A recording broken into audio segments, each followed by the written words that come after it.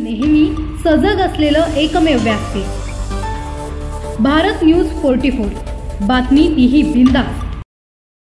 शिवसेना उद्धव बाळासाहेब ठाकरे पक्षप्रमुख माजी उपमुख्यमंत्री सन्माननीय श्री उद्धवजी बाळासाहेब ठाकरे यांच्या वाढदिवसानिमित्त एक सामाजिक उपक्रम म्हणून शिवसेना उद्धव बाळासाहेब ठाकरे शहर प्रमुख सदानंद शिर्के यांच्या संयुक्त विद्यमाने खांदा कॉलनी शहर शाखा येथे 10वी व 12वी परीक्षेत उत्तीर्ण झालेल्या विद्यार्थ्यांचा गुणगौरव सोहळा आयोजित करण्यात आला होता। यावेळी शिवसेना जिल्हा प्रमुख रायगड श्री शिरीष घरत साहेब यांच्या हस्ते प्रशस्तीपत्र व पुरस्कार प्रदान करण्यात आले।